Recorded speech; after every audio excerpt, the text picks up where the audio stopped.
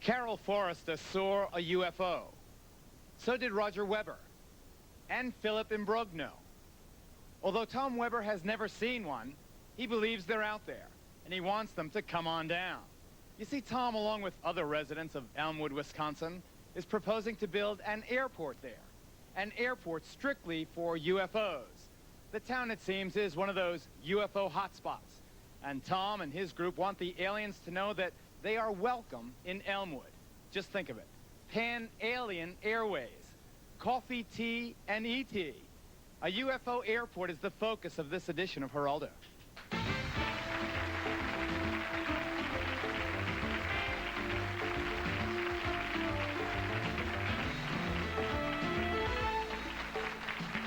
Thank you.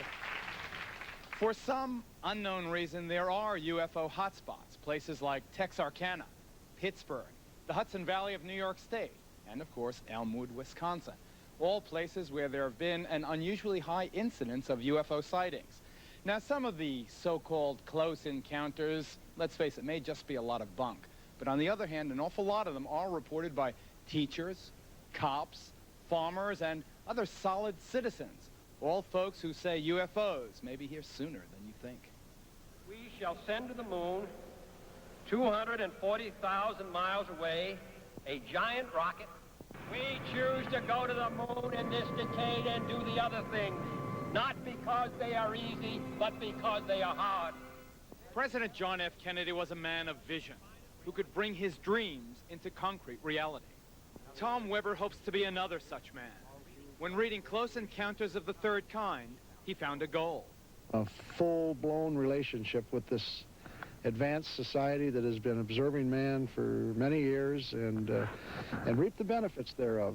Weber is planning to build a 2-square-mile concrete landing strip for UFOs, the world's first alien airport. The site, Elmwood, Wisconsin.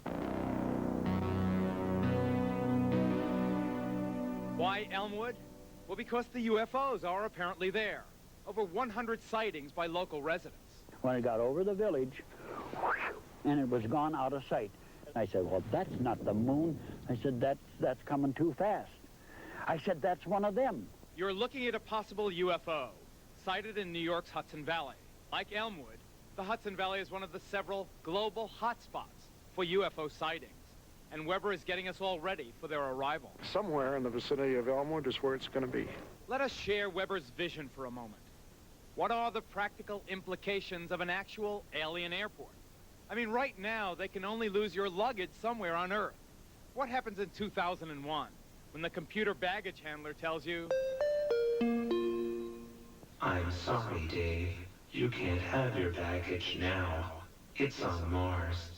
It can be forwarded to you within the next solar year. Have a nice day. And you'll be spinning in your space transport when you hear, Attention passengers, we are now entering a zero-gravity zone. Please refrain from using the laboratory facilities until reaching the planet Neptune. Have a nice day. remember, in space, no one can hear you scream. And how about missing a connecting flight? Attention passengers, Pan-Alien Airlines Flight 205, connecting flight from the moon to Earth, has been canceled. In point of fact, it must be noted that NASA is making serious efforts to listen to and possibly contact alien civilizations. These giant radio telescopes in California and Puerto Rico are listening to signals from space, which could be a natural phenomenon or could be something more. And NASA's Voyager spacecraft have found that one of Saturn's moons, Titan, does have an atmosphere which could support organic life. The Voyagers are also equipped with a special message from then-President Jimmy Carter and sounds of our culture addressed to whom it may concern. In case the Voyagers encounter a cosmic neighbor along the way, these sounds of Earth, including the music of Bach, Beethoven, and Mozart, the sound of a whale, of rain, heartbeats, and laughter, have been permanently etched into the grooves of a special copper record, along with 115 photographs and diagrams depicting our civilization. NASA has its methods, Tom Weber has his. He's busy raising money in the Elmwood area to make his alien airport dream a reality. Suppose they got any women up there? Well, we'll find out. Okay, here he is, Tom Weber, the president of the newly established UFO Site Center Corporation, based in Chippewa Falls near Elmwood, Wisconsin. Sitting next to Tom is Larry Feiler. He is the mayor of the town, and by all accounts, he supports Tom's efforts to build an alien airport there. Here's Larry. Carole Forster and Roger Weber are among the many residents of Elmwood who say they have seen a UFO. While Doris Wheeler's husband, now deceased, was a non-believing Elmwood policeman until he had his own UFO experiences. Okay, welcome Elmwood.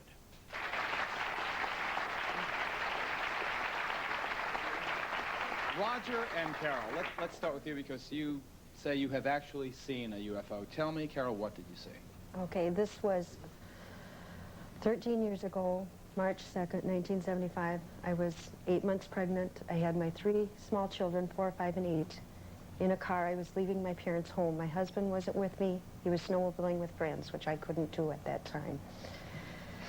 As I came out of the driveway from my parents' home, I noticed to the west there was a bright star, lower than a star usually is, but we watched it. I drove 12 miles home, and no matter which direction I went, the star was positioned in my driver's window, lower than a star. When I turned straight west to take the last 3 miles home, it seemed to be coming lower. At that point, it was straight in front of me.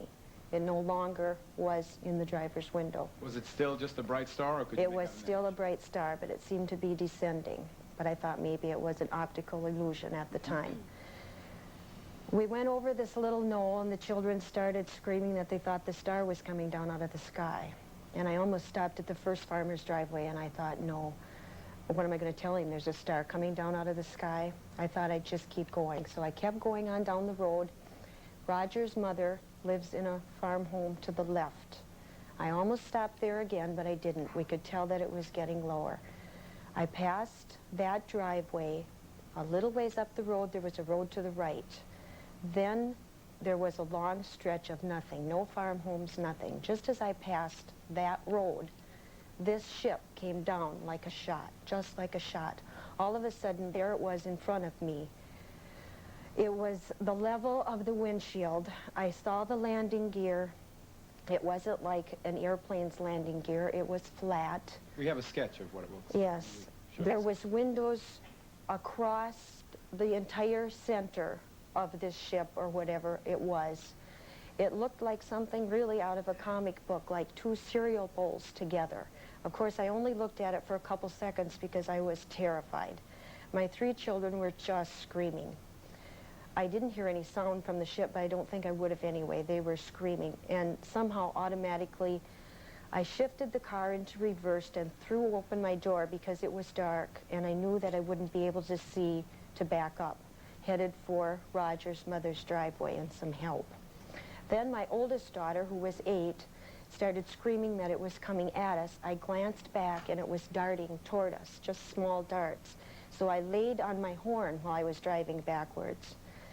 Then I asked Mary about it afterwards because I could tell I was getting light and dark all at the same time. She said... Mary, your child? She's the daughter, 8. She said it seemed then like it was one huge light bulb, and it kept flashing on and off. Roger, how'd you get involved? Well, when Carole got into the driveway at my mother's house, we've seen this car drive in, and all at once the door flew open, and in come 3 little kids, and it wasn't long Carole come in, and these children were really frightened. I mean, they're small kids, and their eyes were just bugged out, and they were really scared. Did you just see the children and Carole, or did you see the ship itself? No, I seen just the children and Carole. And then, at that time, then we finally talked the children into leaving again with their mother. And, well, first, before that, I took my 2 children and went out to see if I could see this thing and drove my car up the road a little ways. And I didn't see anything at that point then. Came back, and so Levin got Carole's children to go with her again, and then she started out again and got about to this same point in the road again, and back she come again. And in the house they come flying again. And these children had never been at this house or anything, but they wasn't staying in the car anymore. They were frightened. And then there was no way they was going to go back out with their mother and go. And so finally we talked to them, and I said if I went with my car ahead of them, would they go with their mother and go? What happened?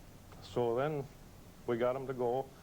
I went out ahead of them, and as I drove out the driveway and got to this point in the road again where it came down in front of her, I looked up in the sky and saw this bright light up like a bright star again, like she explained it. Is it similar to what Carole described? What you saw? Right. Only I didn't see the shape of it, just this bright star part of it. Doris, tell me what your husband saw. My husband had two sightings. The first one he saw, he was patrolling on the outside, on the outskirts of Elmwood, and he saw this huge object coming towards him. He said he described it as a cigar-shaped thing, but he said had you been looking down from above, it would have looked more like a saucer. Okay. We have a sketch of that. Why don't we show Doris's husband, the patrolman's sighting. What else, Doris? Then he said that the thought occurred to him that what it possibly was a big airplane that was going to crash in Elmwood. He jumped out of the police car and dove in the ditch. And it passed over him without any sound of any kind at all. There was no sound connected with it. Let me interrupt you there, Doris. I want the camera to get a shot of these three people right here. Roger, Carole, and Doris. These are sober citizens. They're not on any drugs. Your husband wasn't a drunk or anything, was he? They are not kooks, and yet they tell these incredible stories, all stories of Elmwood, Wisconsin. Larry is the mayor of Elmwood. Tom seeks to build there a landing strip for alien craft. We'll explore this bizarre and extraordinary proposal. We'll talk more to the citizens of Elmwood. First, we take this break. We'll be right back.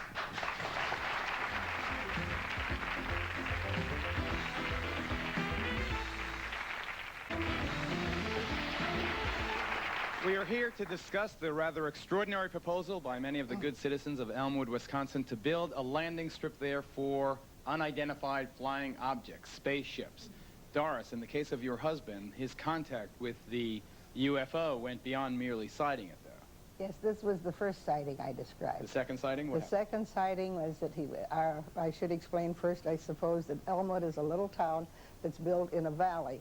And he was down below, and he looked up on top of one of the hills. It's surrounded by hills. And he saw this bright light, and he thought it was a fire. So he drove to the top of the hill. And when he got up there, I have a scanner in my home, and I heard him exclaim, "My God, it's another UFO." Then I heard nothing more. And, of course, it frightened me. I got out of bed, went up to the top of the hill. When I got up there, there was one other car there, and he was leaning against the car. He was very dazed. And one of the things we discovered afterwards, they could not start the police car again. They had just had new points and plugs put in it, and they were completely burnt out. I took him in my car down to see our local doctor, Frank Springer, and he went to the hospital. He was there for 2 weeks. They had brain scans, they had everything. There was nothing the matter with him, except our doctor said there's something there that had to frighten him. He could not have bluffed this. Mr. Mayor, approximately how many of the good people of Elmwood, Wisconsin have come to you and said they have seen UFOs? How many sightings? I would say, Geraldo, lately we've probably had 25 to 30 people in the past that had expressed this. Now, in the last couple of weeks, we've had many, many more people that have come forward and said, yes, that I had noticed this light in the sky or had seen. Now, is this mass hysteria, or is this people jumping on the bandwagon, or do you believe this to be a legitimate phenomenon people are reporting to you? No, very, very legitimate. They're good, sound, reputable people, and we have times that there's sightings of 2 or 3 people will have it at one time. and they can identify the same location from different areas. Why would the UFOs, let's assume for a second that everything that we're hearing is the literal truth, at least as reported by sincere, honest people, what they saw. Why are they picking your little town in Wisconsin?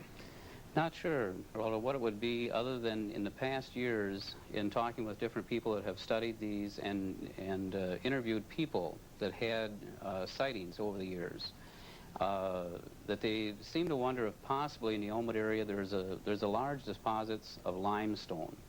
And they seem to have found, as they have interviewed these people from around the world, that can sometimes is kind of a common trait, that they find limestone.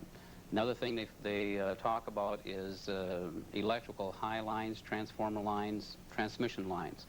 And in the area that Doris discussed of her husband's sighting, there was a large lime quarry plus an electrical high line that went over the top of the quarry. Larry, a lot of people are frightened to death of this whole subject. I mean, aside from the fact that they are afraid of being branded nuts, they are also afraid, if it's true, that the darn things will come and visit them. I mean, do we understand that the people of Elmwood would welcome aliens to come on down? I think what we have is a situation to where the UFO conversation in the Elmwood area is very, very common. In other words, we know that there's the people that are talking about that have witnessed a sighting and this sort of thing are very, very solid people. The part, I think there's two, you can identify fear in two ways. I think one is the fear, if I was to observe one right now, I would definitely have fear.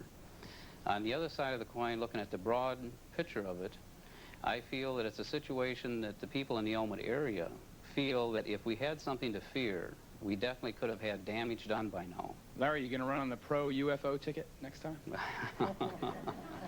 Tom, you're going beyond that. You are proposing, do I understand, a 2-square-mile concrete landing area complete with landing lights to be manned 24 hours a day by scientists? If that's my key, I can finally go ahead and say something here, Geraldo. Thank you, first of all, for inviting us and allowing us the opportunity to tell our story. There are certain questions that immediately come to everyone's mind. What is this thing going to look like, and why do you suppose that they will come here as opposed to anywhere else on the globe? Those are two good questions to start. So, first of all, we intend, if you can envision in your mind's eye and position yourself aloft, we are talking about an approximate 2-square-mile area. Now, envision in your mind's eye that this would be bordered in lights. And then within this light compound, we will be sending a visual message, again, that is visible from aloft. What would that message be? Just okay. We have no... not MTV or anything. I'm just... We have no doubt, for instance, that we can represent mankind in a warm and welcoming manner. That will be easy. We're going to lean real heavy on these experiences that you have recently heard about. And in that regard, we have good, sound diagrams and drawings of what this higher intelligence travels about in. We know what their crafts look like.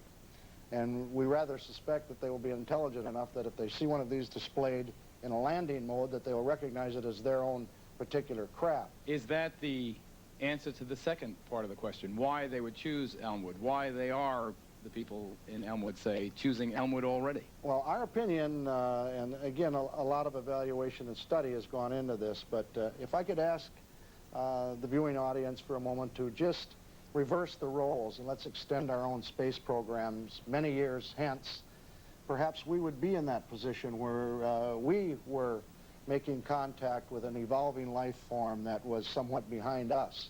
How would we then proceed?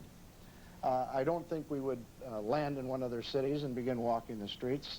I think it would be a long, protracted program where we would view and learn of them via our instrumentation, for instance, and then we would pick and choose those moments when we would show our presence for our own safety, and we would go about it in this manner, and we see that happening now, and we would wait for the invitation, and this is the fundamental backbone of our approach. It's time for the invitation, and we're going to give it. Okay, let's talk more about the invitation.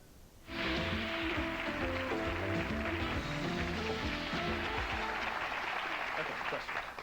my question is, have you ever communicated with a UFO before, and how would you communicate in order for them to land, besides, you know, verbally?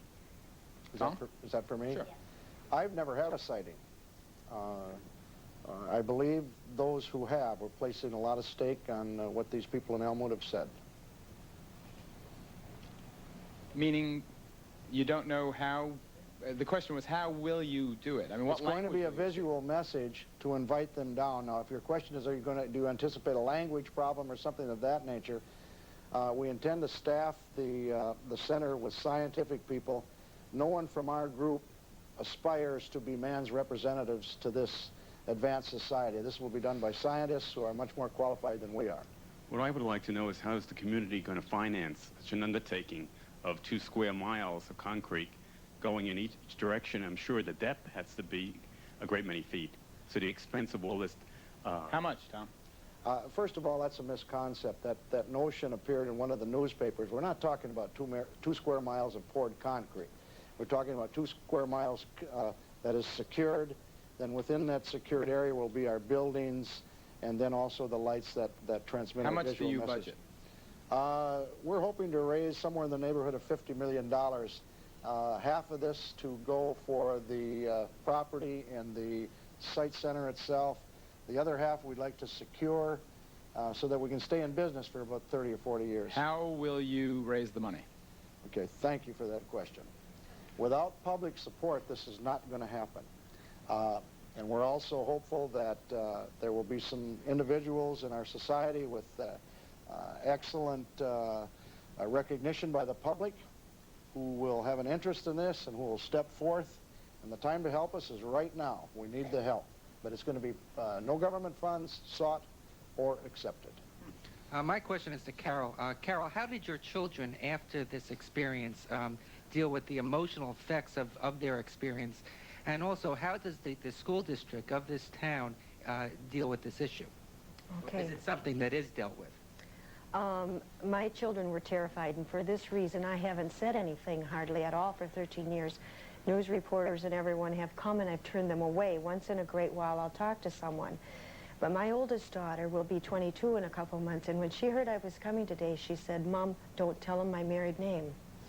They were frightened. At night, I turned on all the lights in the house. For weeks, they slept in the living room. She had a room of her own, and she didn't want it anymore. If they had to go out to the kitchen for a lunch or to the bathroom, one of us had to go with them. I couldn't get them to go out of the house at night. And I didn't call anyone and report it because I thought they would tell me I was crazy. So... I believe in UFOs because we've seen evidence of it in Texas. I'd like to know, with your welcoming mat and your plans, what sort of airport hotel accommodations, so to speak, for these so-called bodies when they emerge. What are your plans to accommodate them? Well, right now we don't have any housing plans for them per se. We do have housing plans for the scientists and so on that will be there. What we suspect that if they so desire that, why we'll do everything we can to accommodate their needs in that area, but we don't know for sure what they will be. We do, though, believe that they have a physical structure similar to ours, for instance, and one of the reasons for desiring the contact has to do with the benefits for humanity. That's my personal motivation. We believe there would be enormous benefits in the field of medicine, all of the sciences, the big philosophical questions that man has wrestled with for how long. We'd like their opinions. Wouldn't you? I would. The faces that you show pictures of them, what make you think they look like that? Like us? Why do you think they are sort of, 2 legs, 2 arms, even though the eyes are usually described as different shaped, yeah. Is that directed to me, ma'am? Yeah. Or anyone who cares to answer. Obviously, I don't have any first-hand knowledge or experience thereof, but there are people who have claimed to have had face-to-face confrontations. And I suppose if you want to move past speculation, you have to start believing what they have said. And we have some consistent data in that regard with what they do look like. And many of you have seen the drawings, I'm sure, in various newspapers and so on. But generally the arms, the legs, a narrow slit for a mouth, the large eyes, And don't have any information that's inconsistent with that. But again, we're putting a lot of stake on these people from Elmwood, what they have seen. They're our neighbors. They're 40 to 50 miles from Chippewa Falls, where we're from. And none of them have come forth and said that we've seen them. We know what they look like. So we don't have anything in that area. Okay. Let's talk about another UFO hotspot, the Hudson Valley in the state of New York, upstate New York, after this break.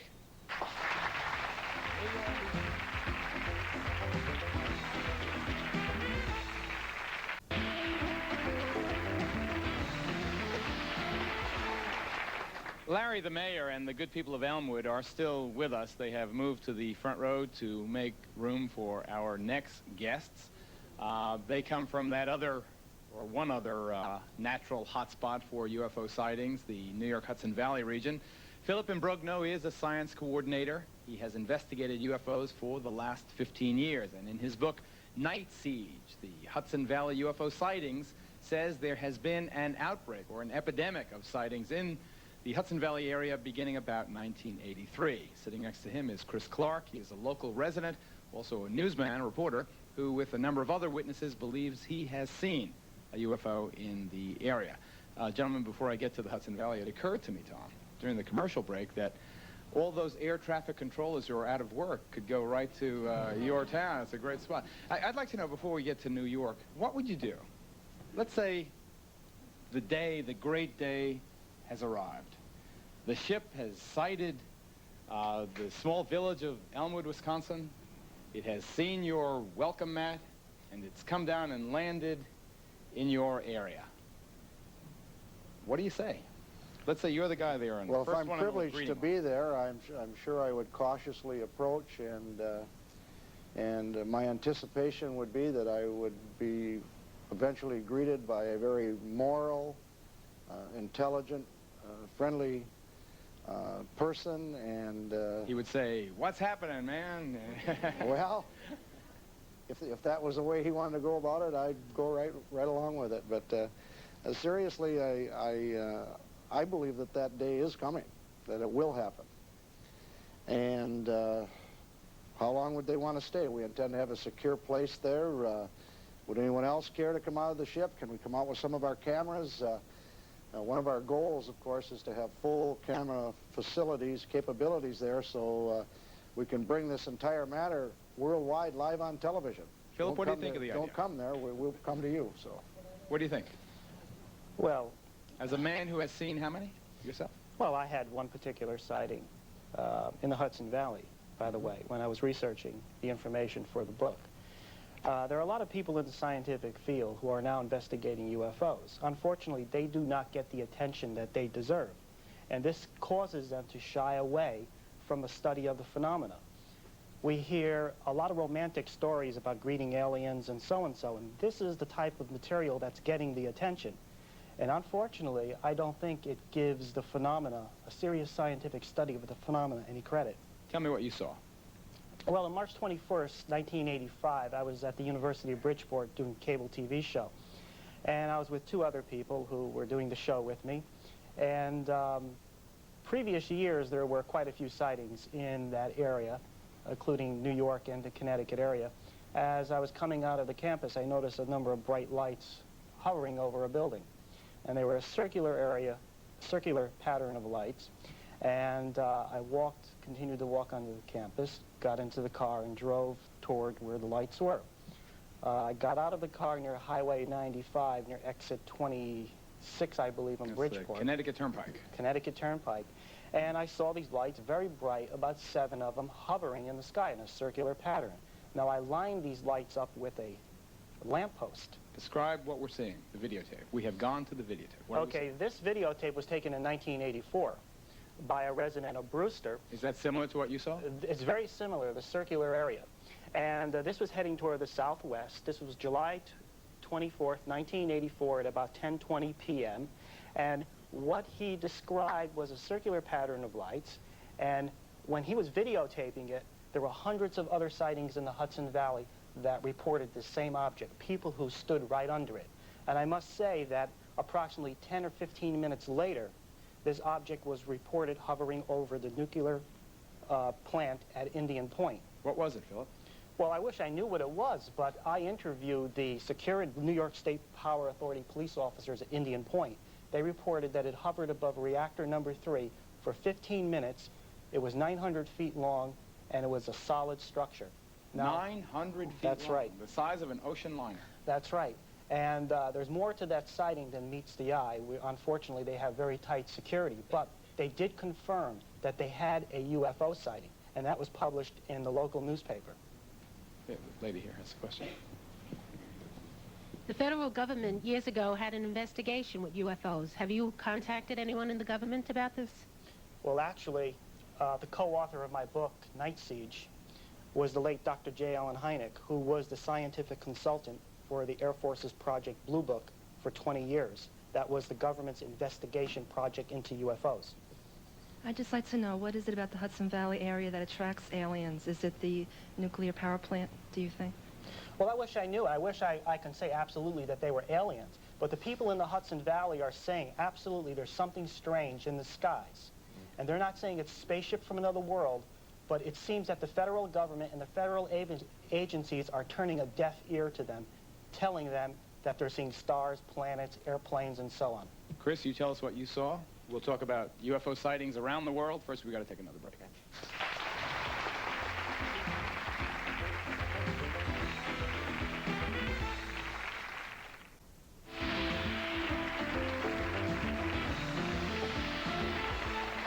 Roger, let me ask you, when you hear a guy like Philip describing what he saw, a scientist, does it give you comfort that he saw something like you saw, even though it was a different craft, that maybe people will not think that you're a nut? Okay, I guess I was really enthused to hear what he had to say, because I had seen the second sighting, which was very similar to what he said, in the circular lights. But it wasn't 900 feet long, and I would presume there was 8 or 9 lights in it, and these were traveling in a circle, and the whole circle would move. My point is, really, does it make you feel good when you hear other stories like yours? Yes. I'm not the only nut.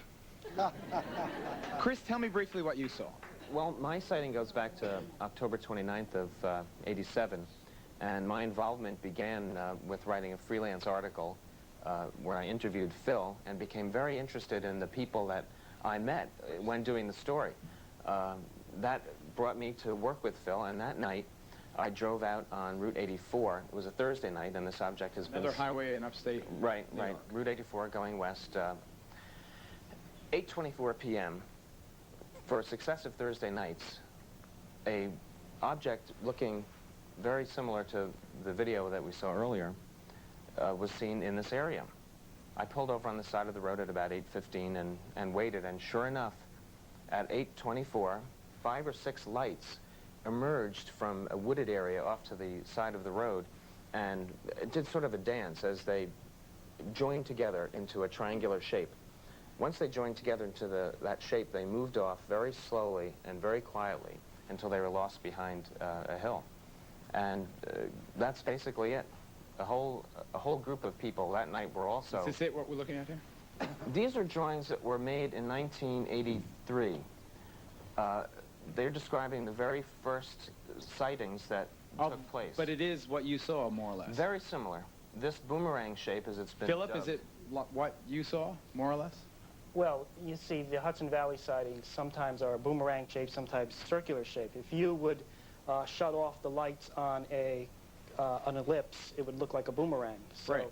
you know, we're not looking at the thing with all the lights on. Jim Spicer, a UFO investigator who runs Paranet, that's a UFO computer information network. It reports on UFO sightings and investigations throughout the world. He joins us now. Jim, I saw with considerable interest a very well-publicized sighting in Australia. Why don't you tell us about that? Right. January 20th, I believe it was. Of this year? Of this year. A recent sighting, early in the morning, I believe between 4 and 4:30. 4 people driving in a car between Perth and Melbourne, Australia. Driving along, a lady with her 3 sons saw an object that resembled what they described as an egg cup turned upside down. Came from behind their car. When it was over their car, they got the sensation that the car was actually being physically picked up off the ground, dropped from a height, there was an explosion, a blowout of a tire. Later on, these people were tremendously scared, obviously. They ran out of the car, and they saw the object land on the road in front of them. It took off, and they got back in the car. But the interesting thing was it blew out a tire, and also when they were being raised up in the car, they heard their voices as if they were distorted or undergoing slow motion, as if they were talking into some special effects microphone. This was also reported by people 15 minutes later on a fishing trawler 50 miles away. The same sort of object. Now, we don't know if it was the same description of the object, but the vocal distortion. We have some videotape that you've provided. Why don't we show that? And you describe it. No, we don't have videotape. It's not videotape. This is just an example of, this is a photograph that was taken in Victoria Island, British Columbia, 1981. It's an example of the type of photograph. You can't really see anything spectacular there, but the lady who photographed it didn't even see the object when she was photographing it. It only came out later. It's not a scratch in the emulsion. It is definitely an object that is there. It's an example of a photograph that has been scientifically analyzed and shown to be a definite metallic sort of object. This is the kind of thing that we'd like to really spend our scientific dollars on, figuring out what these things are. I would like to ask the gentleman, do you have any idea from where those UFOs are coming from? Save the answer. We have to take a break. Where are they coming from? After this break.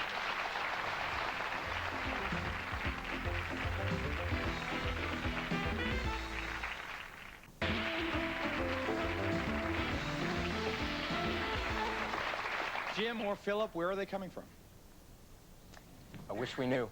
If we had more scientific analysis dollars and more funding, I think we might be able to find out. How many a year are cited? Anywhere from a low of 300 or 400 a year that are officially reported, anywhere up to 1,500, sometimes 5,000 a year. Now, how many of that total can be considered legitimate sightings, like people from Elmwood, you know, so we're middle-of-the-road people? We have found that the rate is about 10%. 90% of all UFO reports can be explained usually as meteors, airplanes, things like that, but that 10% is very important. You made two comments about dollars and how you wanted the dollars spent. Do I take in that a veiled reference that you hope the dollars are not spent on Tom's landing site?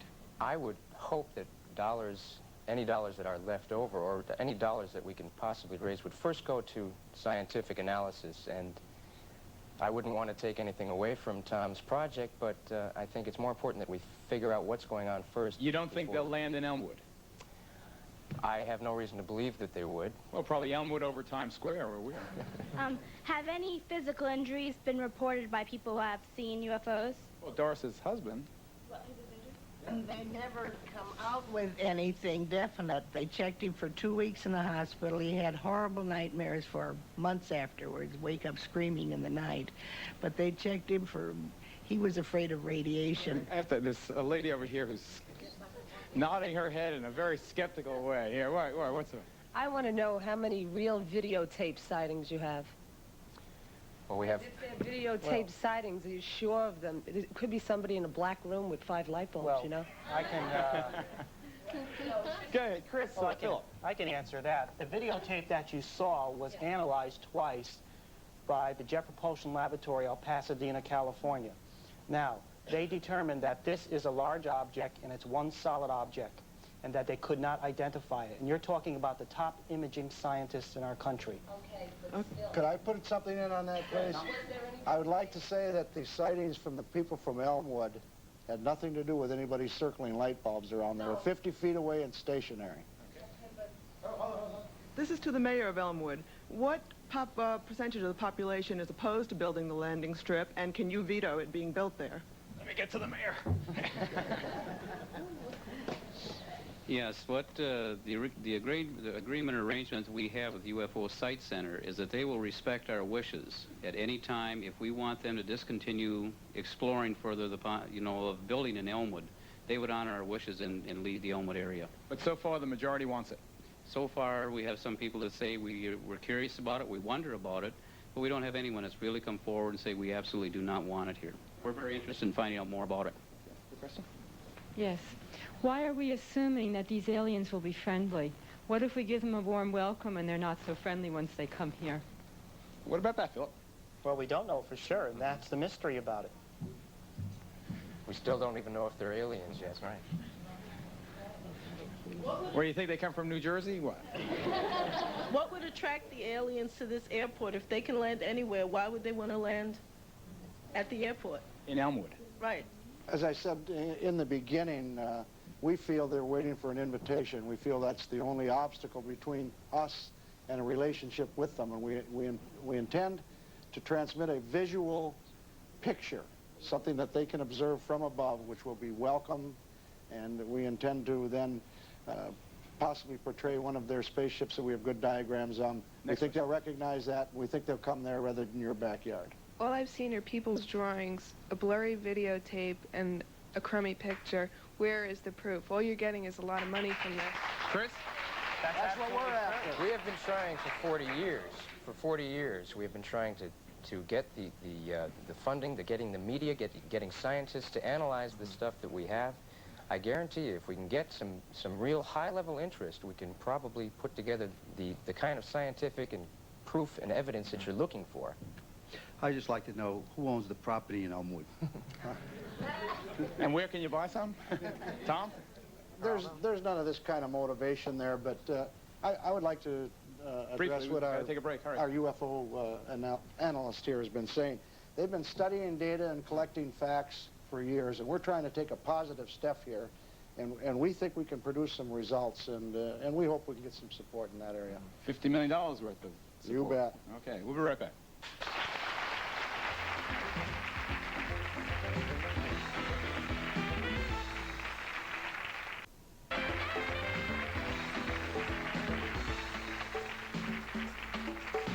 For transcripts, please send $3 to Journal Graphics, Geraldo Transcripts, 267 Broadway, New York, 10007, or call 1-800-USA-TEXT.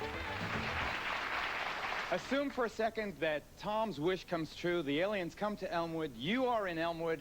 What would you like to say to the aliens as they disembark? Well, obviously, where did you come from and how large a society do you have?